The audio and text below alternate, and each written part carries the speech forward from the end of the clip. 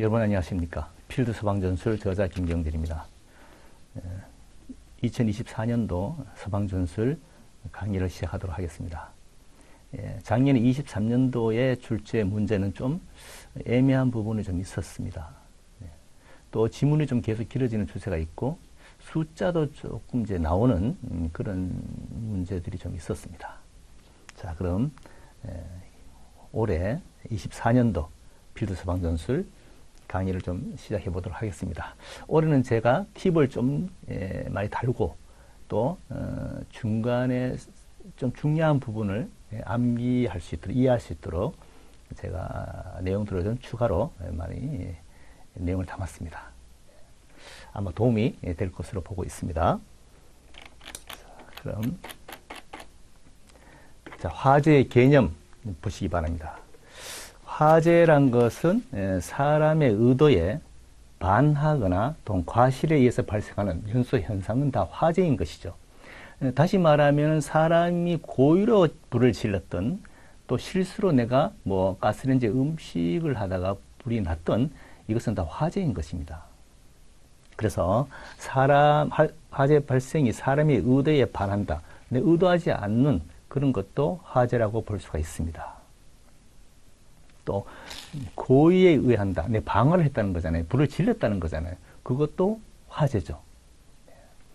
자, 그다음 연소 현상이라는 것은 우리 가연물에다가 산소가 결합해서 우리가 열이 들어가서 그것이 뭐 이제 발열하는 그것을 연소 현상이라고 하는 것이고, 다음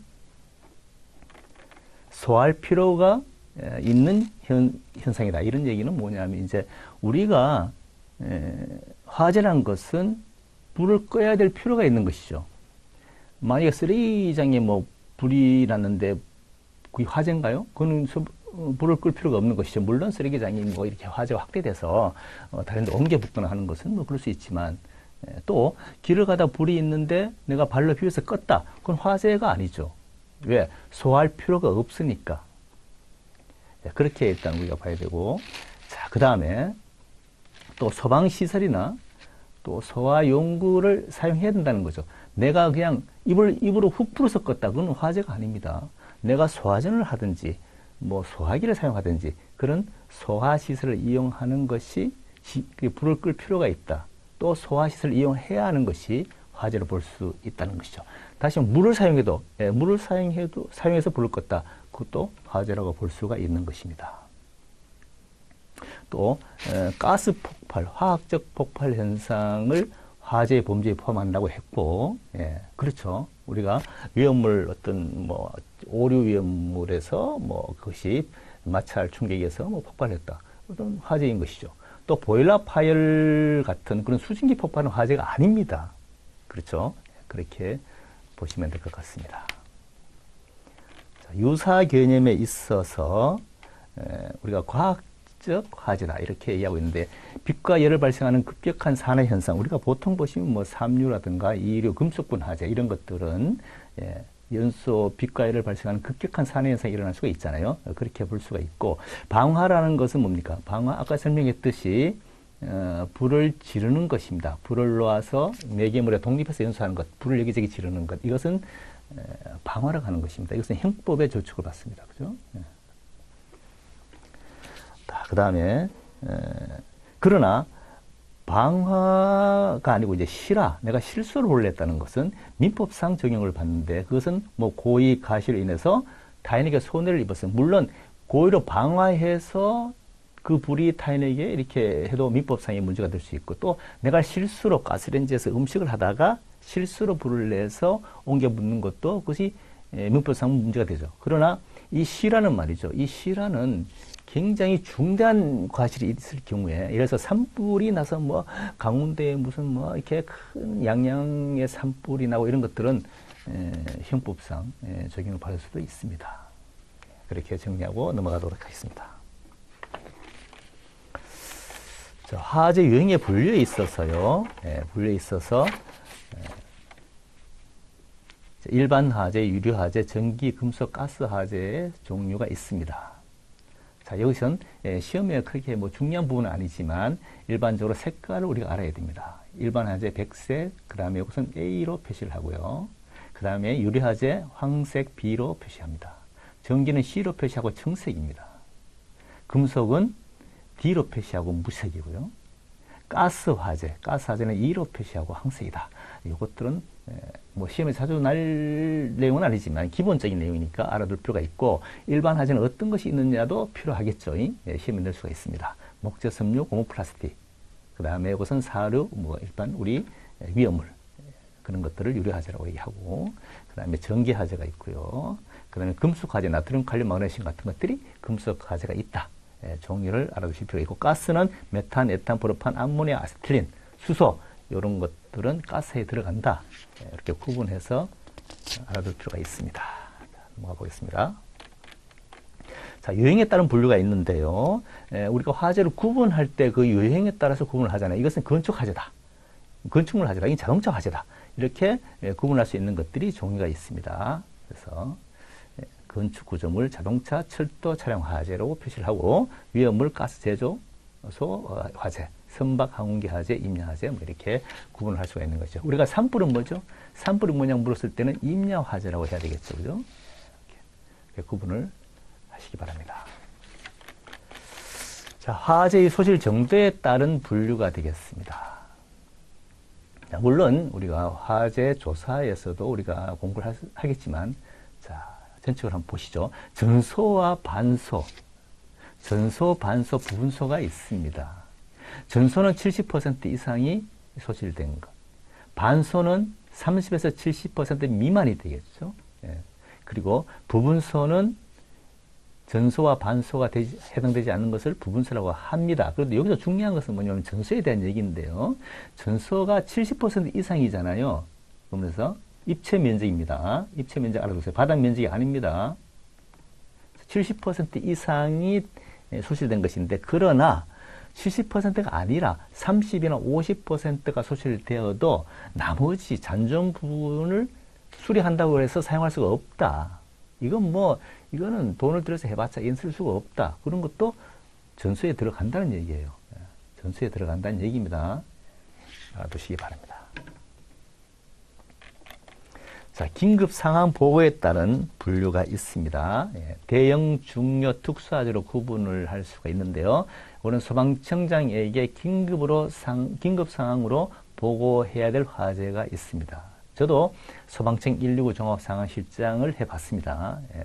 자, 이런 것들이 굉장히 민감하죠. 그죠? 1년에 우리나라의 겨울에, 1년이 아니라 하루에 한겨울에 화재 출동하는 건수가 10,000건입니다.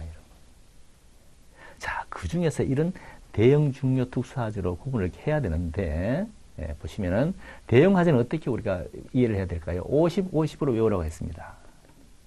50 이렇게 외워야 된다. 사망, 사상자. 사상자는 사망이나 부상하는 사람을 사상자라고 하잖아요. 이건 50억입니다. 그래서 50, 50 이렇게 외우면 됩니다. 중요 화재는 관공서, 학교, 정부미, 도청장, 호텔, 고층 건물, 이재민 100명 이상. 중요한데, 이렇게 외우기보다는 50, 50을 외우시고, 그 다음 특수 화재를 외워두시면 나머지는 중요 화재니까. 특수 화재는 몇 개 되지 않잖아요. 철도, 항구, 특수사고, 방화, 이런 것들. 그 다음, 외국 공간, 사태. 또 사회 이목이 집중될 것으로 예상되는 화재, 이런 것들은 특수화재다. 요거하고 대형화재를 외워놓으면 나머지는 거의 대부분 중요화재다. 이렇게 볼 수가 있습니다. 그런데 중요화재에서 시험에 나올 수 있는 것들이 이재민 100명 이상입니다. 100명 이상이에요. 이것도 참고로 알아두시기 바랍니다. 다음, 화재 원인에 따른 분류가 있습니다. 아까도 제가 설명을 드렸지만 실화는 취급부주의, 가스레인지에서 음식을 하다가 불이 났다. 이건 실수를 한 거예요. 그죠? 실화입니다. 그러나 과실, 중과실이라고 우리가 보여놨는데, 중과실 이런 것들은 물론 실화는 거의 대부분 형사적인 문제가 아니에요. 형사벌은 형법에 적용받지는 않지만, 그러나 중과실의 경우에는 형법에 적용을 받을 수가 있습니다. 아까 산불을 제가 예를 들었지만, 방화는 이것은 형사상인 문제예요. 이건 고의로 내가 불을 지른 겁니다. 그렇게 이해를 하시면 될 것 같고, 자연발화라는 것은 이제 뭐 이렇게 혼척 발화라든지 인류 육류의 문제라든지 아니면 오류에 있어서 뭐 이렇게 마찰 충격에 의해서 폭발할 수도 있고 그렇잖아요. 그렇죠? 예. 그런 것들은 자연발화라고 합니다. 천재발화라는 것은 이제 뭐 지진이나 요번에 이제 우리 일본에 지진이 났잖아요. 7.6인가요? 7.6인가 지진이 났는데 거기에서 화재가 막 발생하는 걸 우리가 보셨잖아요. 그것이 천재발화라고 볼 수가 있는 겁니다. 그렇죠? 또 원인 불명이 있는 것이고요. 이렇게 구분을 할 수가 있다. 이해해 주시기 바랍니다. 다음 넘어가겠습니다. 자, 화재의 성상을 보도록 하겠습니다. 화재에는 무염화재와 유염화재로 구분할 수가 있습니다. 자, 무염화재는 불꽃이 없는 거야. 출하가 되지 않는 것, 출하가 되기 전 이런 것들을 무염화재라고 하고, 유염화재는 불꽃이 있는 출하가 된 것이다. 이렇게 볼 수가 있죠. 이렇게 차이를 뭐 크게 이렇게 구분할 수가 있어요. 그런데 시험에는 뭐 그렇게 나오지는 않겠죠. 시험에는 일반적으로 뭐 신부화재다. 이런 것들 알아두셔야 되고, 알불, 그러니까 다시 말하면 담뱃불, 그 다음에 알불, 이런 것들을 신부화재로 하죠. 예. 불꽃은 없지만 계속해서 속으로 타들어가는 것. 그러면 그런 어떤 종류가 있을까 시험에 나올 수도 있어요. 그래서 뭐 겉천 가죽을 씬 가구, 이불솜, 석탄, 톱밥, 폴리우레탄, 매트레스 같은 거, 이런 것들은 무염화재에 들어갑니다.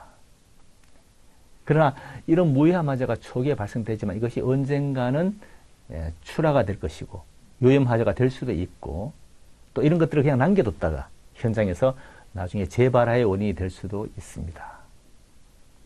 자, 유염화재는 일반적인 우리가 화재, 불꽃이 있는 것을 유염화재로 한다. 보통 나무가 탄다, 목재, 이런 것들은 유염화재라고 볼 수가 있죠. 자, 그런데 이 원리는 그럼 뭘까요? 유염화재라는 원리는, 자, 여기 나무가 있어요. 예, 나무가 있습니다. 나무가 있으면 여기서 열이 들어가면은 가연성 가스가 발생되는 것이죠. 가연성 가스가 없으면 불이 유염화재가 될 수 없어요. 그렇죠? 가스가 발생되면은 여기에 불이 붙으면 불이 이렇게 발생되는 것이죠. 모든 건 가연성 가스입니다. 유래화재도 마찬가지예요. 가연성 가스에 불이 붙는 것이지 우리가 경유에 그냥 성냥불 들이댄다고 해서 불이 붙지 않습니다. 열에 의해서 가연성 가스가 나와야 되고 거기서 불이 붙는 것이죠. 이렇게 해서 불이 붙는 것이, 여기서 점화원이 들어가면 이제 화재가 되는 것입니다. 유염화재가 되는 것이에요.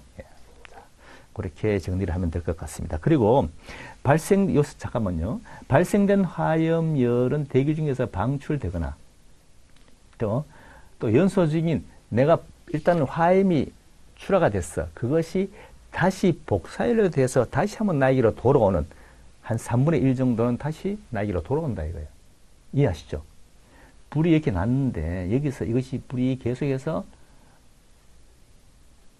이게 발열이 될 거 아니에요. 외부로 노출돼서 발열이 되잖아요. 이 결국은 복사열란 말이죠. 이 복사열이 3분의 1 정도, 여기에 3분의 1 정도는 다시 나에게로 다시 돌아와서 화재를 더 확대시키는데 이제 도움이 되겠죠. 그것이 내용이 이렇게 나와 있는 겁니다. 이해하시겠죠? 좋습니다. 자, 그 다음에 열 발생과 전달에 있어서 물질이 있습니다. 물질이 있습니다. 자, 보통 우리가 물이라고 하는 것은 H2O. 자, 이 물이라고 하는 것은 일반적으로 이제 물, 이것은 보통 정상기압 그리고 섭씨 0도씨 이상의 온도의 물은 액체 형태로 발견이 된다고 했잖아요. 그죠? 일반적으로 물은 액체야. 그렇죠? 자, 그런데 기압은 좀 틀려요. 기압이란 것은, 자, 우리가 기압이란 것은 해수면을 기압 1로 본다. 대기압을 1로 보잖아요. 거기에 수온주는 760ml입니다. 자, 그런데 여기서 기압이 일단 1로 고정된 상태에서 0도씨 이하로 떨어지면 얼게 될 것이고, 그죠? 100도씨 이상이 되면 수증기가 될 것이고, 자, 0도씨 이하로 되면 물이 얼게 될 것이고, 그 다음에 100도씨 이상으로 끓으면 수증기가 되겠죠. 형태가 변하겠죠. 그렇죠. 자, 그러면 넘어가 봅시다.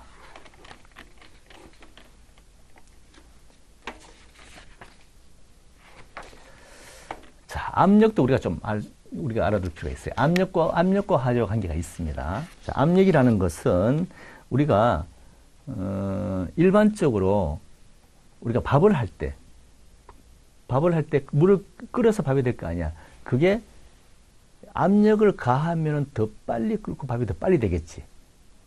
압력은 온도를 높이는 데 도움이 되는 거야. 그렇죠? 예. 자, 그래서 압력이 증가하게 되면 끓는 점 또한 증가하게 된다. 이렇게 우리가 이해해야 합니다. 그죠? 예. 자, 그래서 압력이 증가할 때 높아지기 때문에 음식물을 끓는 온도가 100도씨보다 더 커진다. 압력이 있으면 더 커진다. 그래서 압력은 온도와의 관계가 있습니다. 압력이 높으면 높을수록 더 높아지는 것이죠. 예, 화재에서도 압력이 있으면 폭발할 가능성도 있고, 압력이 있으면 더 뜨거운 열을 발생할 수가 있습니다. 그렇게 이해하시고, 밀도는 말이죠. 예, 서로 밀접하게 뭉쳐있는 것을 밀도로 하잖아요. 그 표시가 국제표준체계에서는 킬로그램 퍼 세제곱미터다. 여기까지 알아두시면 될 것 같고, 자, 비중은 뭐냐? 비중은 보통 물로 우리가 표현해서 물의 비중은 1로 본다면은 물보다가 비중이 가벼우면은 뜰 것이고, 비중이 물보다 무거우면은 가라앉겠죠. 그렇죠? 그렇게 우리가 이해를 하면 될 것 같습니다. 자, 그 다음 전기 밀도를 보시죠. 전기 밀도. 전기는 말이에요. 우리가 기체를 가지고, 우리 공기를 가지고 한번 봅시다. 전기. 자, 전기는 보통 공기 중에 전기 밀도를 1의 전기 밀도로 가진다고 했어요. 그러면 1보다가 큰 것은 LPG와 LNG로 우리가 한번 생각해 보자고. 1보다가 무거우면 가라앉을 것이고 1보다 가벼우면 뜨게 되겠죠. 그래서 LPG는 1.5배다가 무겁다. 그럼 가라앉을 것이고, LPG가 세워놓은 바닥에 가라앉고 또 하수구로 흘러내려갈 것이고, LNG는 1.5배 가벼우니까 위로 날아가서 위에 창문을 열어서 밖으로 날려보낼 수가 있는 것이고, 그래서 실질적으로 LPG가 굉장히 좀 무섭다. 그죠? 이렇게 볼 수가 있는 것이죠. 전기 밀도, 그렇게, 그 정도까지는 우리가 뭐 기본으로 우리가 화재에 대해서 기본 내용을 우리가 공부하는 것이니까 이런 게 시험에 나온다는 것이 아니고 이런 내용들을 알고서 한번 들어가 보자. 그런 얘기가 되겠습니다. 열과 온도가 있습니다. 네, 열이란 것은, 열은 말이죠. 열과 온도를 어떻게 구분하느냐. 열은, 모든 것은 열을 갖고 있는데 이 열은 서로 온도가 다를 때 이동하게 되겠죠. 열은, 다시 말하면은 열은 따뜻하다, 그 다음에 차갑다. 이렇게 있잖아요. 따뜻한 곳으로, 차가운 곳으로 열은 이동하게 되겠습니다. 이걸 온도라 하겠죠. 온도라, 이렇게 우리가 보는 것입니다. 이 온도 차이가, 예를 들어서 따뜻하다, 이거는 40도다. 영상 40도다. 여기는 영하 40도다. 온도 차이가 굉장히 큰 거 아니에요. 이 온도 차이가 크면 클수록 열은 더 빨리 전달이 되겠지. 그죠? 예, 그래서 우리가 뭐 북극의 온도가 차가우면 차가울수록 이 따뜻한 대륙에서 그쪽으로, 이 뜨거운 곳에서 차가운 곳으로 열은 전달될 것이고, 또 바람이, 거기에서 따라서 바람이 생기는 것이고, 뭐 태풍도 생기겠지만, 아무튼 그렇게 하는데 지금은 너무 우리가 대륙에서 어떤 여러 가지 뭐 자원을 사용하면서 열이 높아지다 보니까 우리가 북극에 얼음도 녹이고 하는 거잖아요. 그렇게 됨으로써, 얼음이 녹음으로써 결국은 그 열이 일상적으로 우리가 바람과 태풍이 있던 것이 자꾸 녹으면서 이 온도차가 이제 줄어들면서 엉뚱한 곳에 지금 막 눈이 내리고 폭설이 내리고 막 추위가 발생되고 그런 거잖아요. 아무튼 기본적으로 제가 뭐 전공하진 않았지만 기본적으로는 그런 내용들을 알고서 공부를 해볼 필요가 있다. 그렇게 볼 수가 있습니다. 그래서 자, 우리가 열과 온도, 열은 따뜻한 곳에서 차가운 곳으로 이동한다. 그것이 우리가 온도라고 이렇게 얘기를 할 수가 있습니다. 자, 그다음 넘어가 봅시다. 자, 화학적 반응에 있어서도요. 자, 화학적 반응 봅시다. 물리적 변화와 화학적 변화와 에너지 변화라고 이렇게 나와 있는데, 일반적으로 물리적 변화는 보통 물이 얼 때 발생하는 이런 것들을 물리적 변화를 일으킨다 이렇게 얘기하고 있고, 화학적 변화라는 것은 자, 수소와 산소가 결합해서 물이 형성되는데, 그죠? 이런 것들을 화학적 변화라고 한다 이렇게 볼 수가 있습니다. 예, 기본적으로 자, 그렇게 기본적으로 이렇게 일단 화학적 변화를 알고, 그 다음에 에너지 변화를 보겠습니다. 자, 에너지는 보통 우리가 열을 발산한다는 것은 발열이라고 얘기해요. 발열 반응이다. 그죠? 열을 흡수하는 것은 흡열 반응이라고 해요. 그렇죠? 예. 자, 그래서 우리가 이렇게 보면 돼요. 기본적으로 에너지를 발산하는 것은 하자가 나서 우리가 복사를 열이 다른 곳에다가 우리가 연소에 영향을 미치고 하는 것을 발열 반응이라고 하는데, 또 우리가 연소를 확대하는 것이 아니라 우리가 불을 꺼야 될 상황, 여기서 이제 화재가 발생했는데 여기서 우리가 물을 뿌려서 이 물을 흡수해서 수증기화되면서 1700배의 팽창된 수증기화된 거기서 물을 흡수해서 열을 뺏어가는 것을 흡열 반응이라고 해요. 흡열 반응이라고 합니다. 그래서 우리가 발열 반응과 흡열 반응에 대해서는 기본적으로 우리가 알고 있어야 돼요. 아시겠죠? 예. 발열과 흡열, 예, 두 가지는 우리 서방에서 앞으로 계속해서 공부하는데 도움이 될 것이다. 그렇게 볼 수가 있습니다. 기본적으로 우리는 21%의 공기 중에 산소를 가지고 있어요. 그 산소가 산화작용을 일으키잖아요. 그렇죠? 예, 산화작용을 기본적으로 일으킵니다. 쇠 플러스 산소가 들어가면 쇠가 녹이 슬고 산화가 되는 것이죠. 예, 그런 것들을 우리가 볼 수가 있다. 그래서 여기 나오는 기체, 수증기 이런 것들은 흡열이다. 발열은 복사열에 인해서 먼저 그 열을 밖으로 계속해서 연소를 확대시키는 그런 원인이 된다. 발열과 흡열에 대한 얘기를 우리는 알고 있어야 된다. 자, 그렇게 볼 수 있습니다. 자, 그럼 밑에까지 설명을 제가 했고, 열의 전달을 보겠습니다. 자, 열은 아까도 설명했지만 따뜻한 물체에서 차가운 물체로 움직인다. 이렇게 볼 수가 있습니다. 또 그 비율은 온도차가 크면 클수록 더 빠르겠지. 그렇죠? 예. 차에 크면 클수록 빠른 거예요. 열 전달이 빠르단 말이죠. 예. 자, 그러면 전도를 보겠습니다. 전도라는 것은 우리 이렇게 이해하면 돼요. 전도라는 것은 초기 화재의 증상인데 이것은 매개체가 있는 거예요. 자, 우리가 불이 났는데 촛불이 타고 있는데 여기다 젓가락을 딱 대고 젓가락을 잡고 있으면 손이 뜨겁잖아. 이것을 전도라고 해요. 이 매개체가 있는 것이죠. 젓가락 매개체가 있다고 보시면 됩니다. 모든 화재의 초기 증상이고요. 기계 마찰열도 하나의 전도 현상이라고 보면 됩니다. 기계 마찰열. 우리가 기계 마찰열 이런 것들은 화재 발생의 초기 현상이잖아. 그렇죠? 그렇게 볼 수가 있습니다.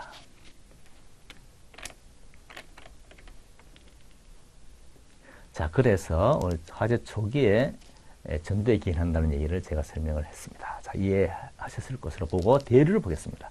대류라는 것은 화재가 성장할 때에 모든 것은 대류작용에 의해서 이루어진다. 다시 말하면은 불이 났으면 말이죠. 이 불이 나면은 뜨거워지는 것은 위로 올라가겠습니다. 뜨거운 공기는 위로 왜 올라갈까요? 열이 있으니까 올라가는 거죠.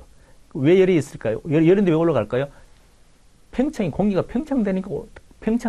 열에 의해서 팽창되기 때문에 가벼워서 올라가는 거죠.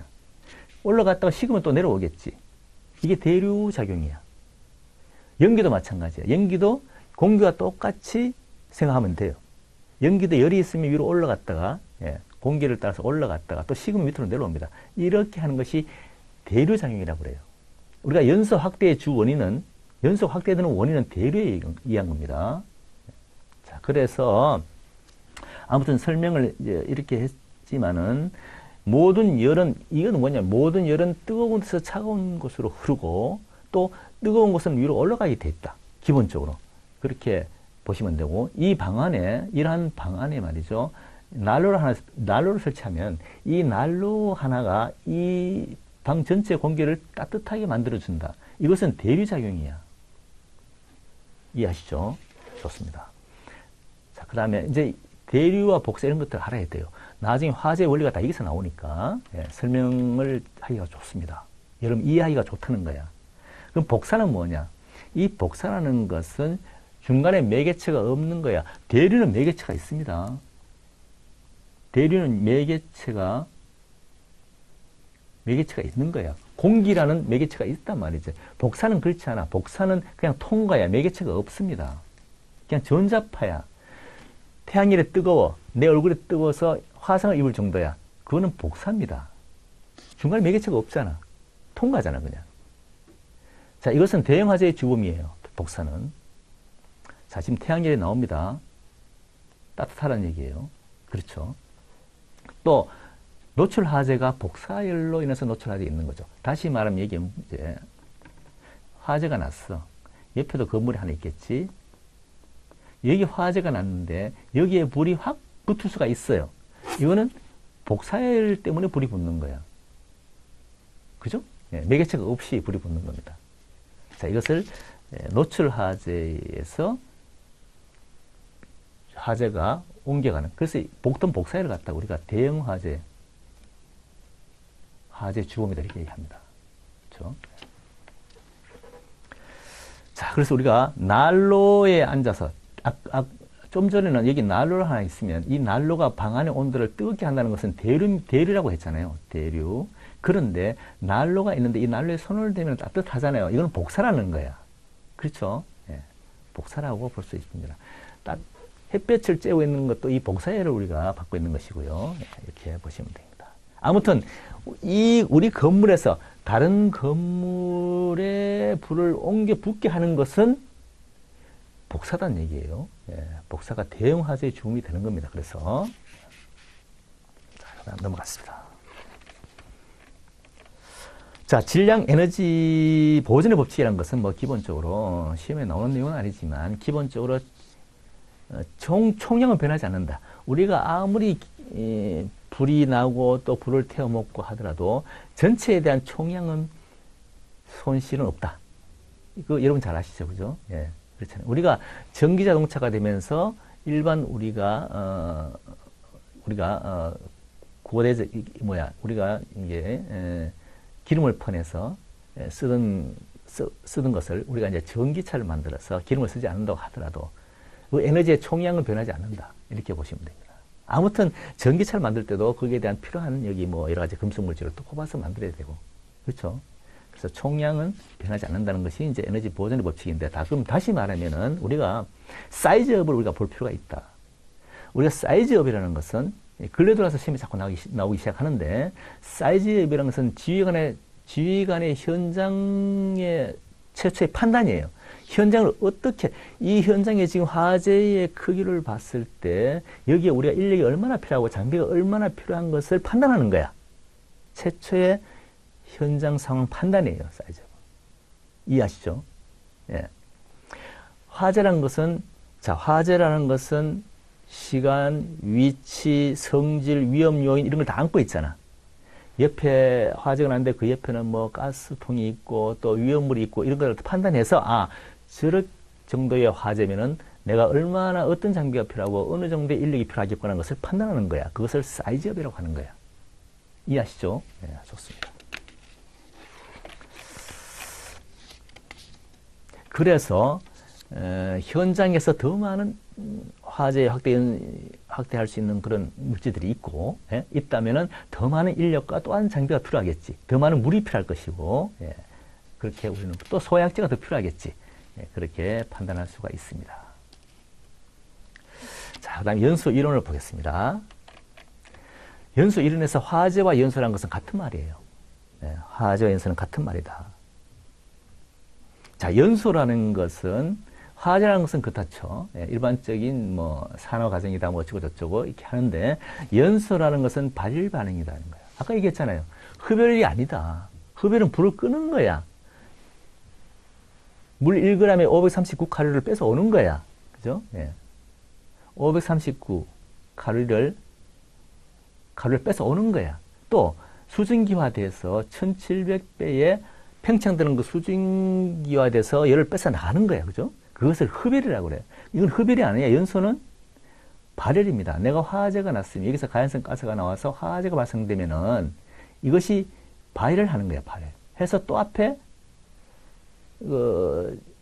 바로 코앞에 가장 가까이 있는 그런 표준 가연물, 표적이라고 하죠. 표적 가연물로 또다시 복사를 해서 거기에 가연성 가스를 일으키고 또다시 화재가 확대되고, 이것은 발열 반응이다. 계속해서 연소를 확대시킨다. 이렇게 볼 수가 있는 것이죠. 그래서 시험에 연소는 흡열 반응이며 이렇게 하면 틀린 거야. 그렇죠? 예, 그렇게 시험 나올 수도 있어요. 자, 그러면 화재의 사유소를 보겠습니다. 화재 사유소가 과거에는 산소 가연물 열이었어요. 과거에는 산소 가연물 열. 이것이 화재, 그러니까 연소의 3요소였어. 그런데 지금은 연소의 반응이 들어간단 말이에요. 왜? 그냥 불이 붙는 게 아니라 계속해서 연속적으로 불이 타고 진행이 돼야 되거든요. 그게 이제 화재죠. 그죠? 예, 그래서 지금은 연소의 반응이 들어간다. 이렇게 볼 수가 있습니다. 자, 일반적으로 우리가 공기 속에서는 산소가 21%가 있어요. 그죠? 이것을 21%가 넘었을 때를 풍부한 산소라고 그래. 그렇죠? 근데 14% 정도 낮은 상태에서는 연소 반응이, 화재가 불이 나지 않는다고 하지만 이것도 어떤 구석진 이런 부분에서는 반응이 일어납니다. 그러니까 산소가 적더라도 일어난다는 거예요. 그렇게 우리가 알고 있어야 되고. 자, 그러니까 다시 말하면 일반적인 장소가 아니고 구역실 화재 이럴 때에는 더 낮은 산소 농도에서도 불꽃 연소가 발생하더라. 그렇게 이해하시면 됩니다. 물론 우리가 일반적으로 화재에서는 15% 밑으로 되면 화재가 발생하지 않는다. 이렇게 이제 또 교재에 나와 있어요. 이건 참고로 알아두시기 바랍니다. 자, 다음에 또 넘어가 보도록 할게요.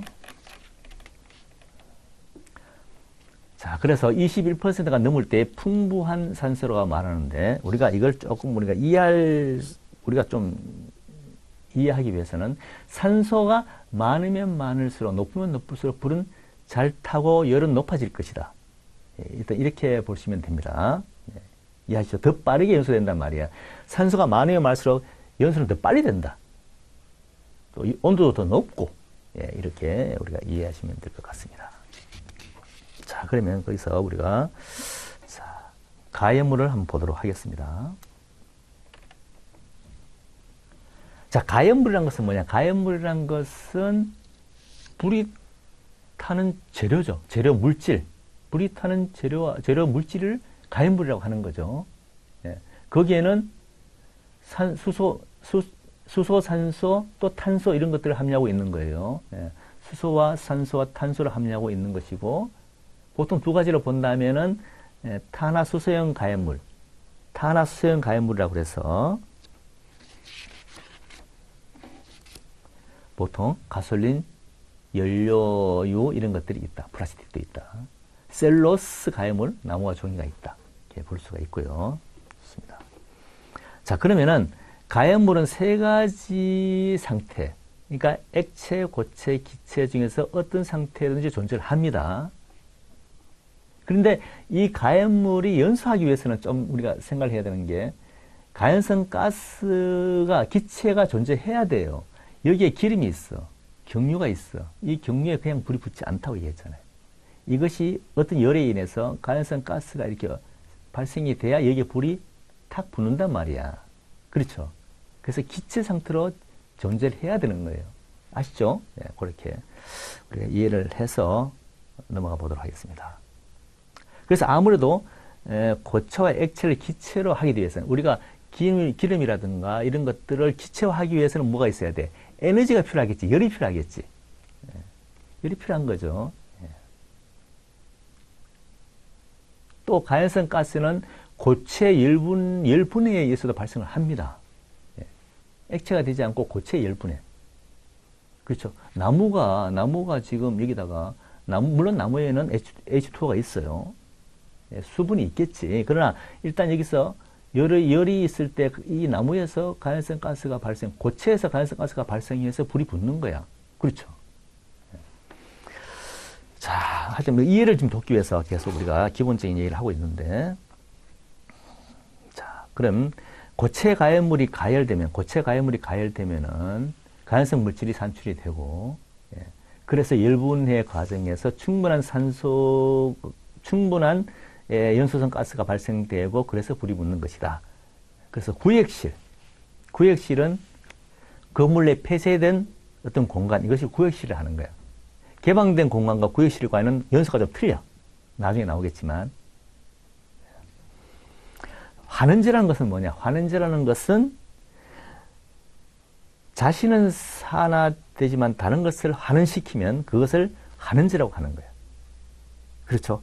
수소나탄소가 있잖아요. 수소나탄소 이런 것들은 자신은 산화되지만 다른 것을 환원시키는 거예요.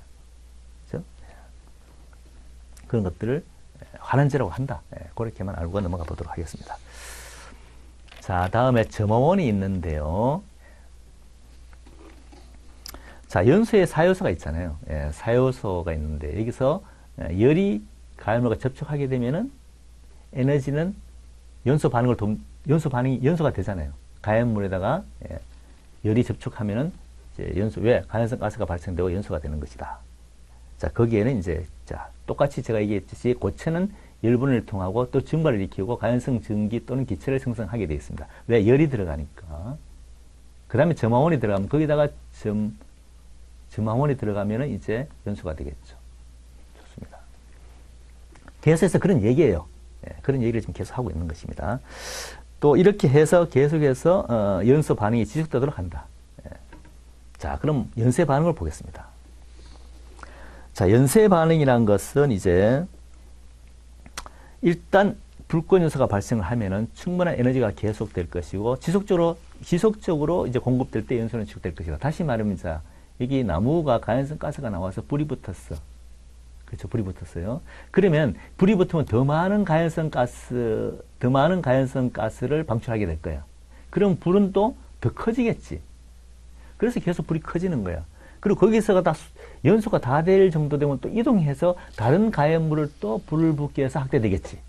그렇게 해서 연쇄 반응이 일어난다는 겁니다. 연소의 사요소에 연쇄 반응이 그래서 들어간다는 거예요. 자, 조금